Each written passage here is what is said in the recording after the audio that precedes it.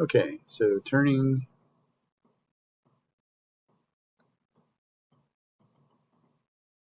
Okay, my light sensor clickability is fine. Okay, so not too bright. Cycling through, 4 seconds of red, 3 seconds of green, back to yellow, back to red, back to green. If I press the button, I go to state 3. If I release the button, cycle starts over. If I click up light,